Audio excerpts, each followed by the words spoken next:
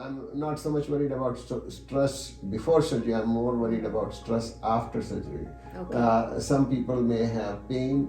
Well, everybody will have some pain, Some pain. but some people tolerate it, and some want every little pain to be treated, and some do what is called catastrophizing. That means any small pain or any small perceived problem will be turned into a big disaster in their mind, and then they can That causes stress then. that can be very much stressed, and that can lead to adverse outcome. Okay. That can lead to patients having a stroke or heart attack and things like that.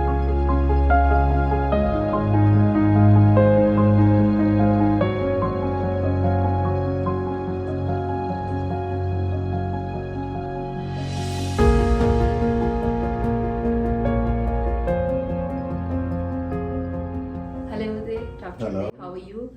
How are you, Sanjana? Yeah, good to see you. Thanks for having me. It's been a while since I met you, and I've always been amazed by you and your all the time making sure of your patients, and we never really talked about in detail about which area of medical field it is, and I'm very curious to know what it is and what is it that you have to convey to somebody who has that issue. Okay, I'm an anesthesiologist, and the single most important thing anesthesiologists do is provide anesthesia for surgery, also popularly called putting people to sleep for surgery. Other thing we do is treat people for chronic pain. So, for example, if you have pain in your knee or shoulder or something, Okay. we can give what are called nerve blocks or injections, which will provide chronic relief, and not just short-term but even long-term relief. Also, we can provide medications for those. So, Okay. anesthesiologists work in pain clinics for that. Then the third thing we do is we provide critical care. So if patients are critically ill before surgery, after surgery, or without surgery, or if they are injured in an accident, Okay. or for whatever reason they need critical care, then we provide critical care to them. These are extremely sick patients. Okay. So anesthesia is an acute care specialty, and patients are as acute or as ill as they can be, our patients. Okay. Now, to start out with the first thing I mentioned, which is providing anesthesia for surgery, when you arrive in the operating room, you go to sleep very quickly. Okay. And when the surgery is finished, we wake you up. And the patients do not realize what went on in between during that time. And a lot is going on, but they don't know about it. And we are keeping them alive, and we are keeping them in good condition during that period. Okay. It is not something trivial or to be taken for granted. It is something that is actively managed by us to make sure that everything goes okay. In fact, in United States, the standards are high and the results are good, but not so in other countries, including India. In fact, people who grew in India, they probably heard of the saying that the surgery was successful, but the patient died. And what that means is the surgeon's job was okay, but the anesthesiologist's job didn't go so well. Okay. And death is, of course, the ultimate adverse outcome, but there can be lesser adverse outcomes which are not so uncommon in other countries. Okay. So it's a serious business, and you are never closer to death than when you are under anesthesia. Even though we call it sleep, going to sleep, and sleep is associated with a restful, quiet, easy time, but anesthesia is not like that. Anesthesia is a very eventful period, and anesthesiologist is constantly there with you, managing everything, making sure that you do okay during surgery. So, So- as a patient, Mhm. as a doctor, obviously, you have a huge and important role to make sure if I'm a patient, if I'm, let's say, having the surgery. But as a patient, what are my responsibilities before I go to any surgery? Okay, as a patient, you should optimize your health. A lot of the surgeries are being done on elderly people, or at least older than they used to be in the past. A lot of older, sicker patients are having surgery. Okay. And what they should do is they should optimize their health as much as possible.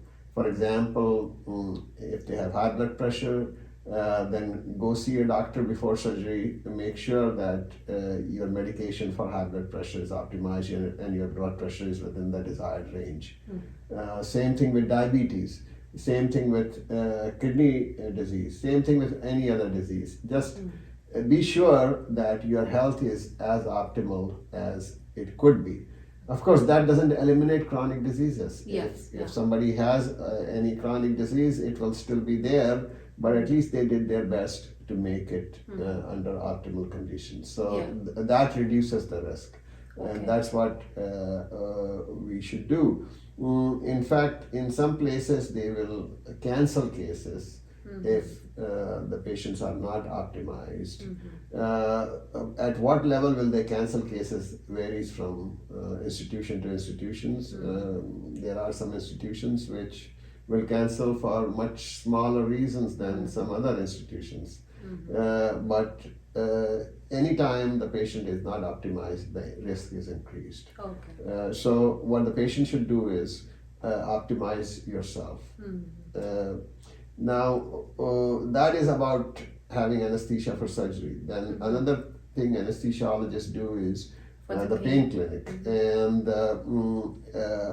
there there are other types of doctors who also work in pain clinic. Many doctors focus on drug treatment for pain. Okay. But anesthesiologists, even though we do drug treatment, we also provide chronic nerve blocks. Okay. That means we give injections that will reduce the pain. Okay. So this is something that other types of doctors usually do not do. So nerve blocks and other types of pain therapies is something Also offered anesthesiologists by do. this. So you said about the patient making sure, like the basic health that you said, right, before going to a surgery. Is there anything also like after surgery? There should be some precautions the patients should take. Like once, let's say, I got a surgery done and now I'm out of the OR and I'm going to my regular responsibilities. Are there any things that they should be aware of? Right. After surgery, also, at least for the first month, they should take good care of their health, especially people with heart disease, heart-related disease. All right. Because there are cases of people having heart attack or heart failure after surgery, a few days after surgery. And that can be minimized by taking good care of yourself for at least a few days or even up to a month after surgery. Okay. Of course, you should do it always, but but the just a little highest bit risk more. is in the first few days or up to a month. So optimize your health in those periods. Okay. So before and after the surgery, you should be aware of your Right. numbers, if Right. everything is going okay. Right. Right. Making sure that keep things in order, like Right. Right. Do you also feel like stress has any effect before surgery, or people are stressed before surgery, right? Right. Or Yes, stress does have effect, and I'm not so much worried about stress before surgery. I'm more worried about stress after surgery. Okay. Some people may have pain. Well, everybody will have some pain, Some pain. but some people tolerate it, and some want every little pain to be treated, and some do what is called catastrophizing. That means any small pain or any small perceived problem will be turned into a big disaster in their mind, and then they can That causes stress then. that can be very much stressed, and that can lead to adverse outcome. Okay. That can lead to patients having a stroke or heart attack and things like that. Yes, reducing stress is definitely helpful, and if you have low level of stress before surgery, there is a good chance you'll have low level of stress after surgery. And a lot of stress is ultimately mental. So if people are calm before and after surgery, that will reduce the risk of adverse outcomes. So basically, what you said today is that there is risks involved in any surgery, especially because you're given you anesthesia, but you can take care of your health, optimize your health before, so that your outcomes are better, right? And then you also said that even after the surgery, it's important to take care of yourself, at least actively taking care of yourself for a month. And then we also talked about stress before and after, and you said, okay, after there is more stress, but then if there is a plan of, okay, if there is pain or something, there will be some pain once the anesthesia wears off, right? Right. It takes some time.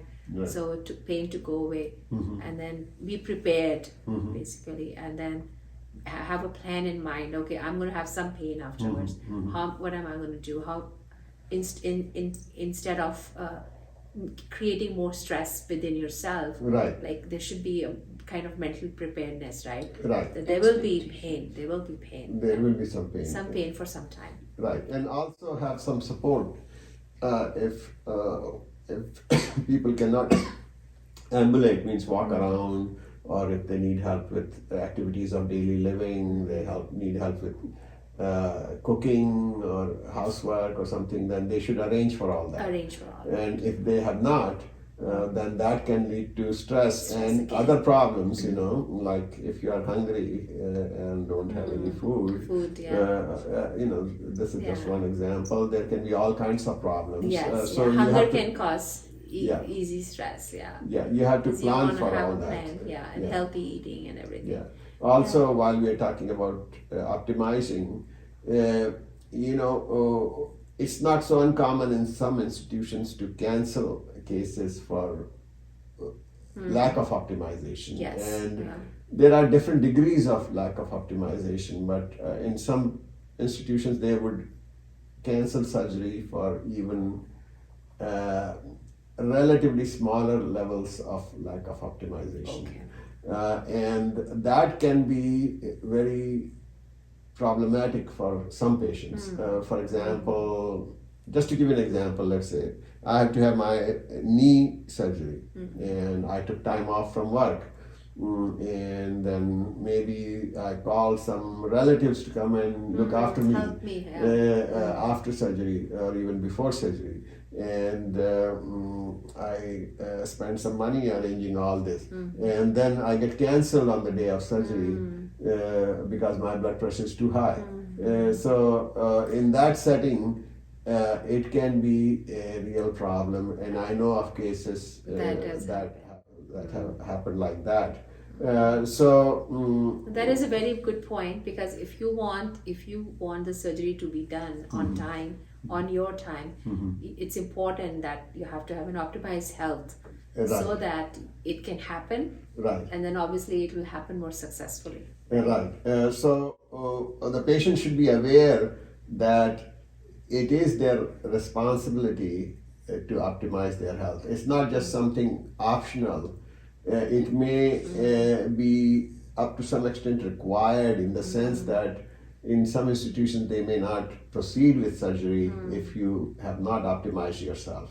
Basically, I would say do your homework. Do your homework, exactly. Do your homework. And if you don't do your homework, you will not get the degree or whatever. Yeah. So do your homework so that you can get the best results. Right. And even to go through surgery. Go through surgery. Right. So it's important to manage your chronic diseases in a way that they are in the best shape possible. Okay. Thank you so much, Dr. Uday. It was really nice, and I know it's really important. A lot of people, when they go to surgery, they're not even aware of sometimes it just helps to give people like a few points, which is that you just said that it is really good that if they want the surgery and it's important to them, then it's important to make sure you have the best prerequisites, the health prerequisites, that you can get the surgery on time, on your time, and then also because of the best results that will come out of it. And then managing your stress after is important too, because there will be little pain or discomfort after the surgery. So have a plan ready so that whatever happens after, you're prepared for it. Right. Yeah. Thank you very much for your time. Thank you, Sanjana, for having me. If you wanna talk about anything at all, then you know who to call. Just tell Sanjana. Tell Sanjana, tell Sanjana. Tell Sanjana, just tell Sanjana.